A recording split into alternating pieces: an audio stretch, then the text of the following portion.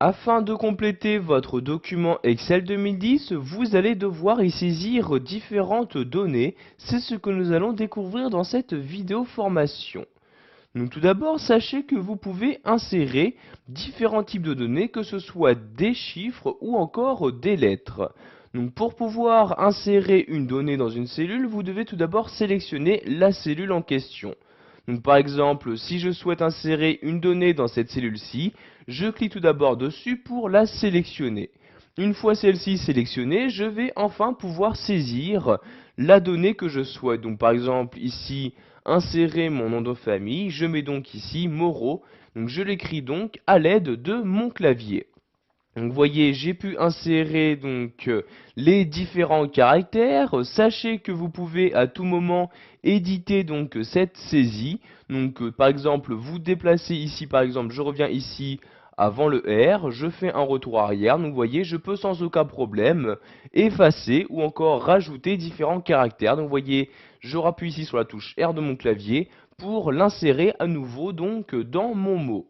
Donc ici, si j'appuie sur la touche Entrée, vous pouvez voir que maintenant il s'agit de la cellule en dessous qui a été sélectionnée. Et vous pouvez donc voir que dans la cellule ici, donc juste au-dessus, il y a bien donc mon nom de famille qui a été inséré. Si maintenant je souhaite ici insérer mon prénom dans cette cellule-ci, je clique tout d'abord dessus pour la sélectionner. Et j'insère de nouveau en utilisant mon clavier la donnée que je souhaite. Donc par exemple ici j'écris Albert comme ceci. Je reclique ici sur cette cellule-ci pour la sélectionner et pour y insérer ici une autre donnée. Donc par exemple ici cette fois-ci une donnée numérique. Je vais y mettre mon âge. Donc ici vous voyez 20 ans. Donc je pouvais mettre des espaces. Ici rajouter des lettres. J'appuie sur la touche Entrée et voyez donc que ma donnée a bien été sélectionnée, donc saisie dans la cellule souhaitée. Vous pouvez à tout moment modifier le contenu d'une cellule. Donc par exemple ici, si je souhaite modifier le nom de famille, je clique ici sur la cellule et je peux ressaisir, toujours à l'aide de mon clavier, un nouveau nom de famille. Donc par exemple ici Robert. Et voyez donc que l'ancienne donnée a été totalement écrasée. Donc j'appuie sur la touche Entrée et voyez le nom de famille a bien été remplacé. Donc maintenant, nous allons voir qu'il est possible de répéter le contenu sur plusieurs cellules.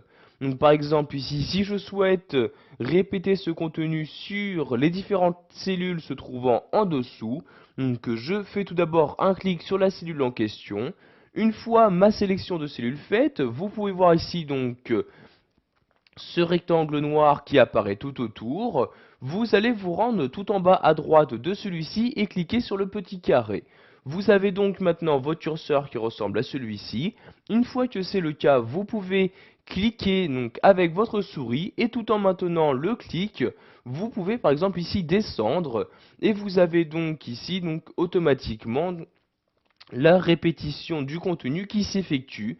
Donc vous voyez ici, il s'agit de données numériques, pardon. Donc automatiquement, il y a une incrémentation d'effectuer. Donc je lâche le clic de ma souris et vous pouvez voir donc que le contenu a bien été répété. Vous pouvez faire de même par exemple ici pour le mot Albert. Je sélectionne la cellule, je me rends en bas à droite, donc ici dans cette partie-là, je clique, je maintiens le clic de ma souris et je descends ici. Et vous pouvez voir donc sur toutes les différentes cellules sélectionnées, le mot Albert sera donc répété. Donc je lâche le clic de ma souris et vous pouvez voir qu'un même mot a été répété sur plusieurs cellules en très peu de temps. Voilà, vous savez maintenant comment saisir des données dans votre document Excel 2010, qu'il s'agisse de chiffres ou encore de lettres. Vous avez également appris à répéter le contenu d'une cellule sur une ou plusieurs autres.